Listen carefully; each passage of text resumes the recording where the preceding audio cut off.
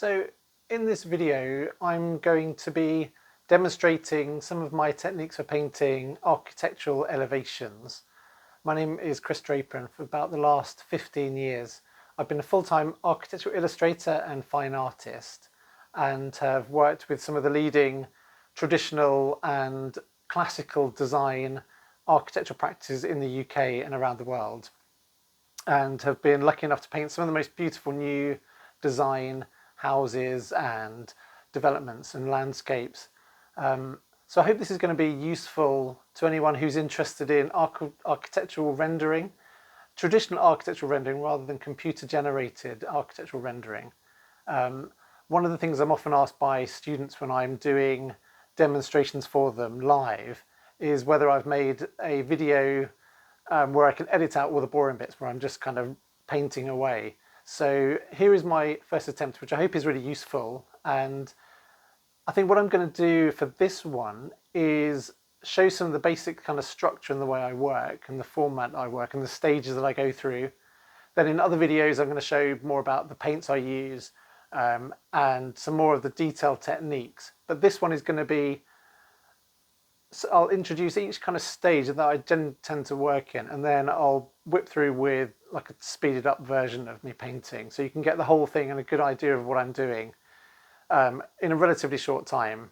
Okay, so I hope that's useful. If you want to see some more of my work, then I'm going to put a link down here to my website so you can have a look at the other kind of paintings and houses that I've painted over the last few years. Okay, let's get going.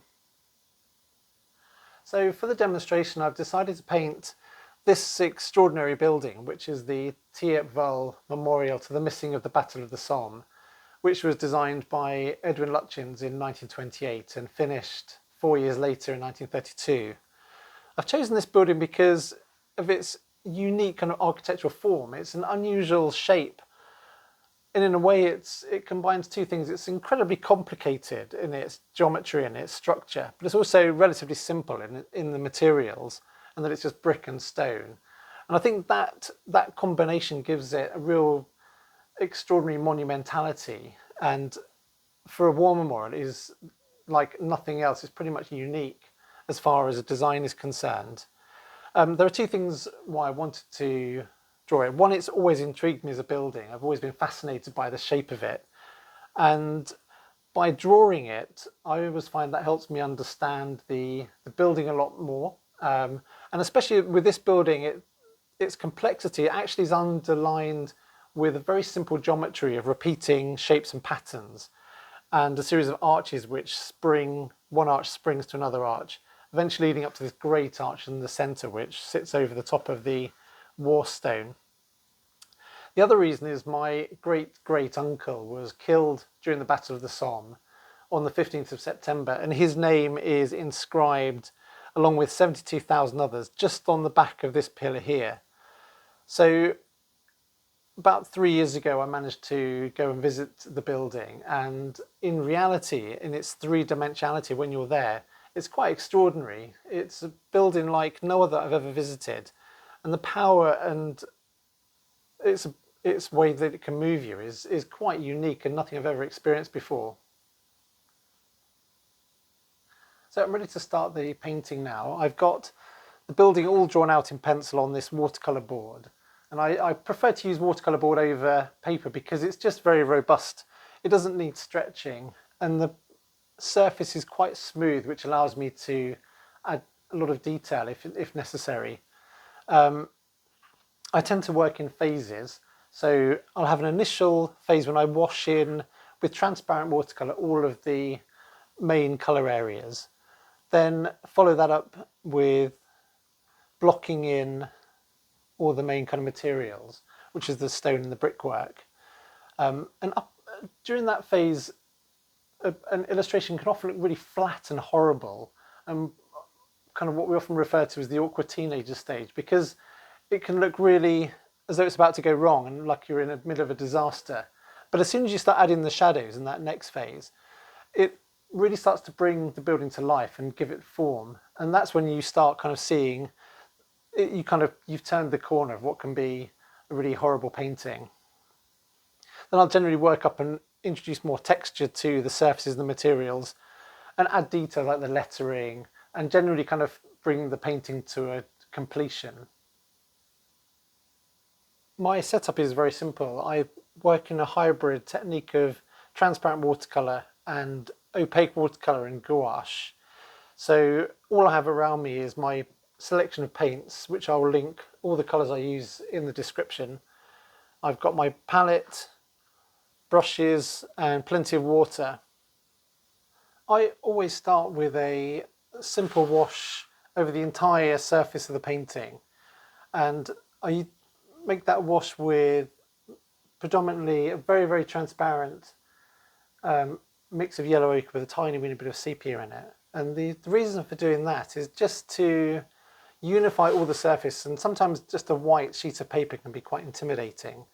So I get rid of that with a very light wash, and then I let that dry for maybe an hour or two just to make sure it's absolutely bone dry before going on to the next section. So that's what I'm going to do now. I've got my paints ready here. I've got a very watery wash of yellow ochre and sepia.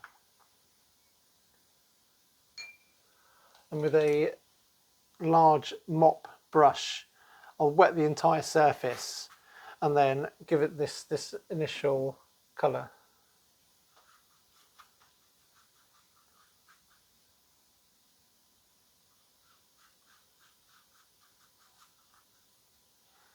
So I'm really just trying to get as quick as I can, get all the paper surface wet. You don't have to be neat at all with this. Just make sure everything is covered.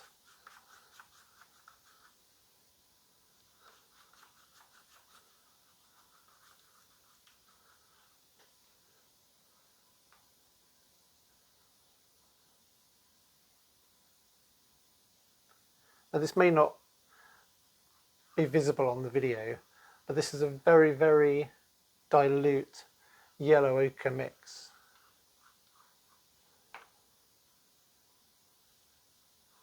It just tones the paper a little bit.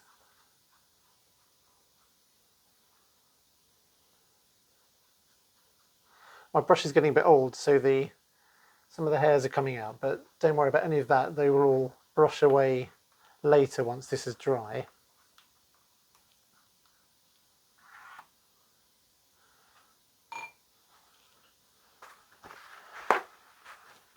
And what you'll see is that all of the paint runs down the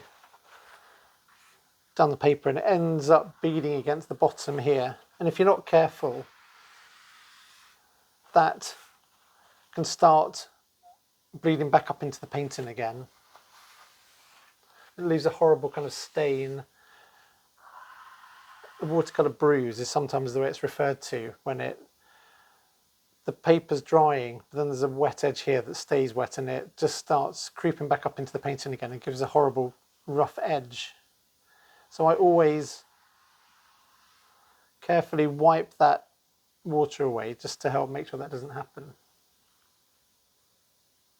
So again, I've just washed the entire board with my clean water, and now I'm going to start applying my colour washes. These are going to be very faint, and again, they should show up.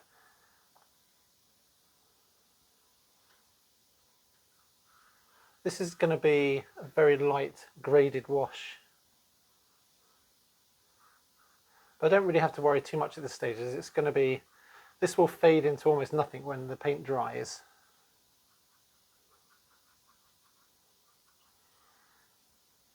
The purpose of this stage is really just to place where the colours are going to be.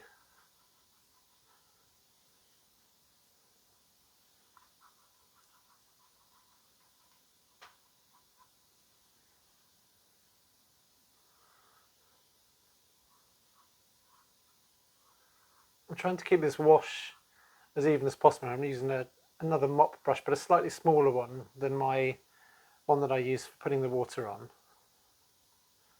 That's just going to fade down at the bottom here.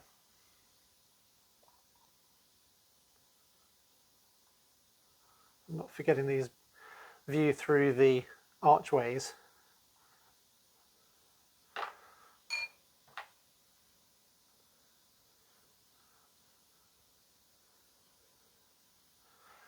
Let's add this tiny bit of hint of the stonework at the top. And then we're on to brick. I've got a bit of scrap watercolour board here next to me that I can just test the colours before I apply them. Because once it goes on, it's very difficult to change it. So it's worth testing the colours so you don't get any surprises that are unwelcome as you're working. Because at this stage, once you start, you need to do the entire image and not fuss around with it. You just got to let the paint really do what it's going to do in a relatively controlled way. But you can't, watercolour has a, you don't want to be too fussy with it. I'm not really worried about this overspill here. I can clean that up in a minute.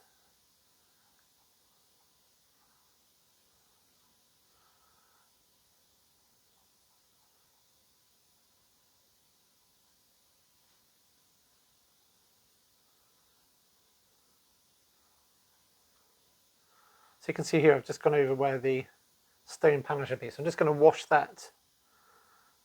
Just going to wash that away. That's one of the reasons why I do this stage in very thin, transparent paint. Because if you do make a mistake, it's very easy just to rectify it.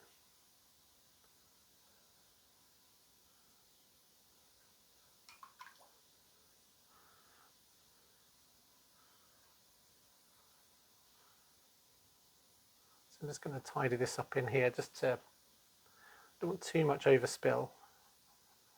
And whilst everything is very wet, you can use this opportunity just to clean up any areas that you really don't want the brick colour to be in.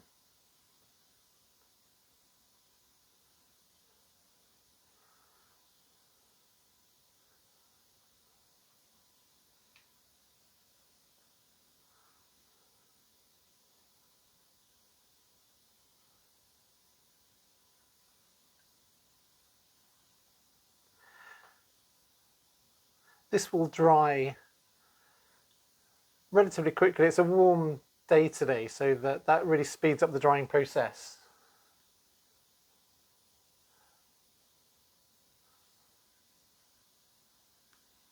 I just want to get rid of that brick colour that was in the archway there, and the same on this side.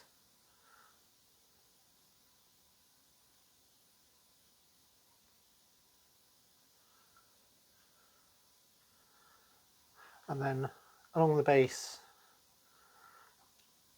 it's going to be the slightly darker, cool grey.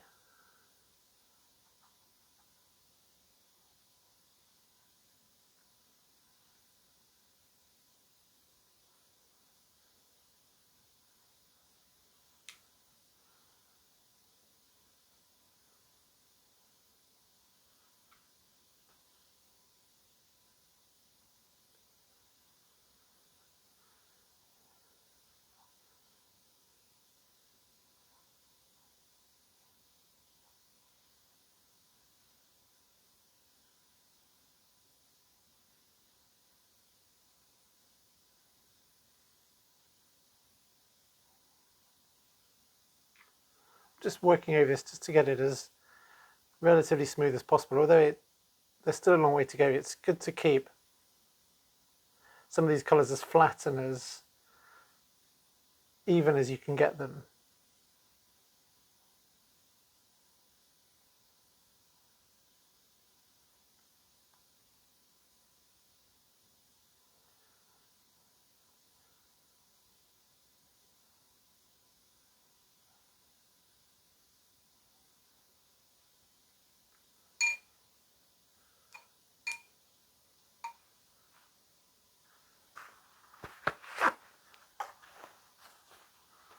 And again, the water will generally run down and pool up against the masking tape, so just keep an eye on that, just to make sure it doesn't bruise the paint.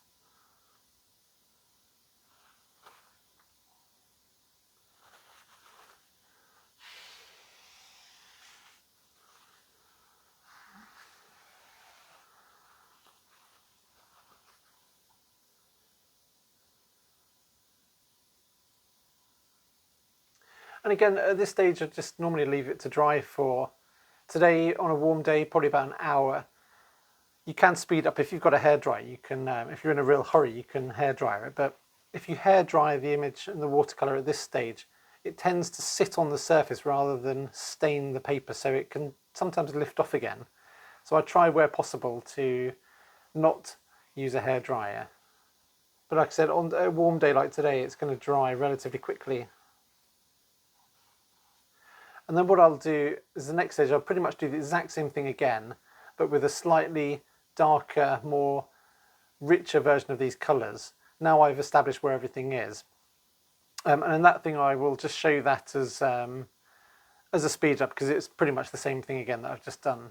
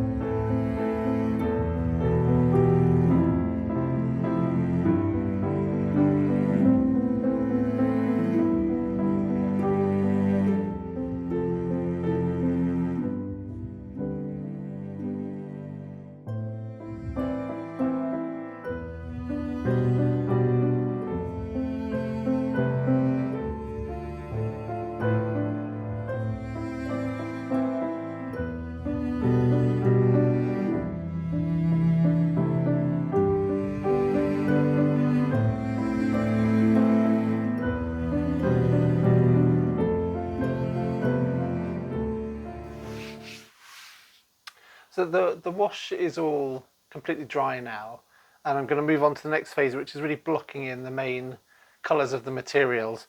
So I've mixed a brick colour, which is a combination of light red, some crimson and a bit of French ultramarine, because the bricks on the building are quite bluey in colour. They're not like a reddy brick colour. So that's what I'm going to be starting on next.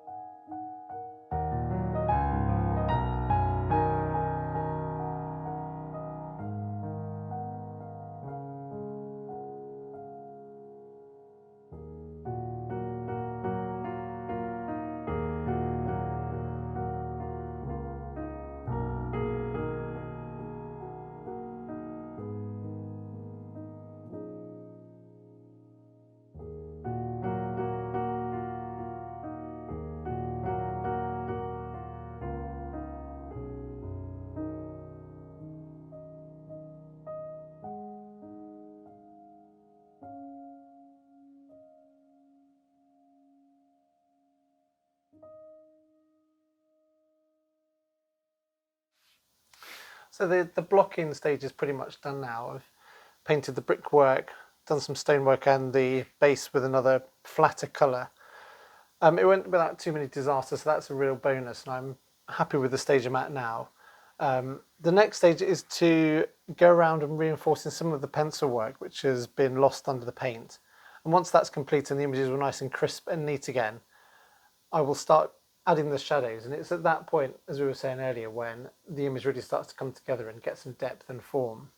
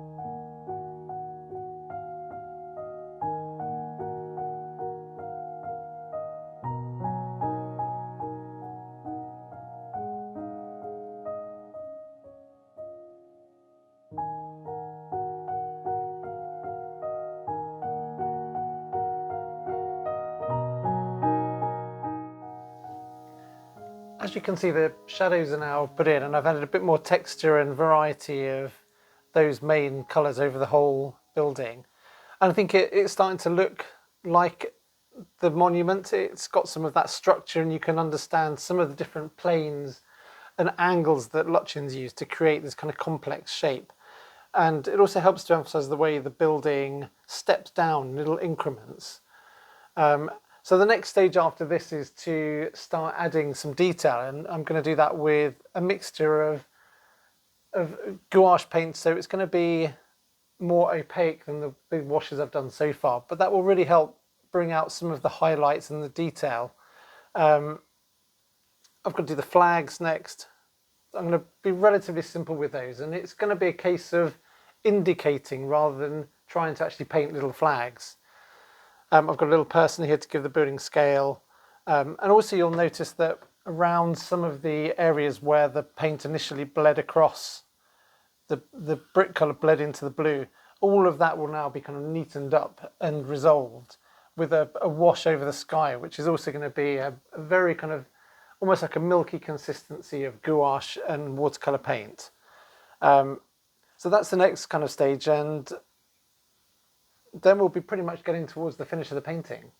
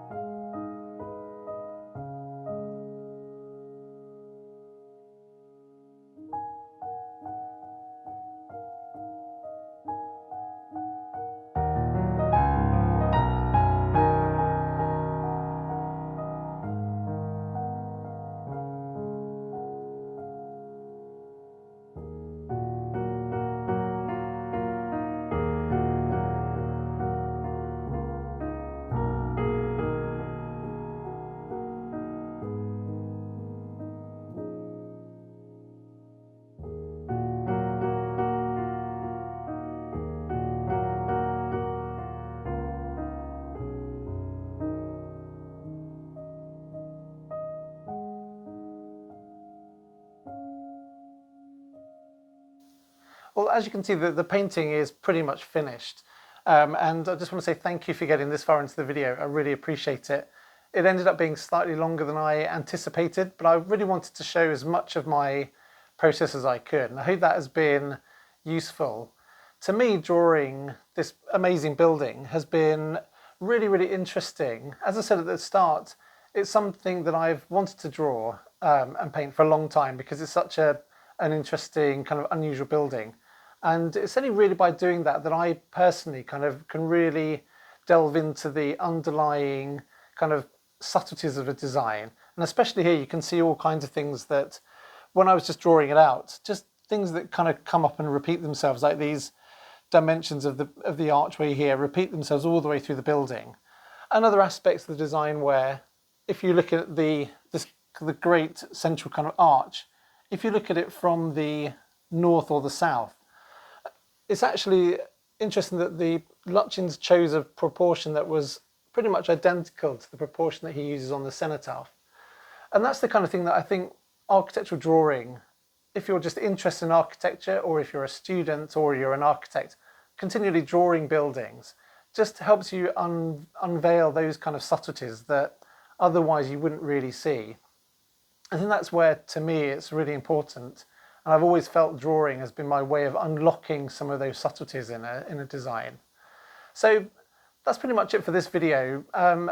Thank you again for watching all of it. Please make any comments down below and I'll try and get back to you with any questions that you have to ask. Also, if there's a particular building that you think would be interesting for me to draw in the future, I've got quite a few ideas for other buildings which I plan to draw, which will show different aspects of architectural rendering.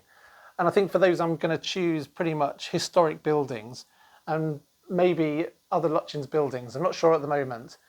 But please, if you have any suggestions, then I would love to hear them. And thank you again for watching. I really appreciate it.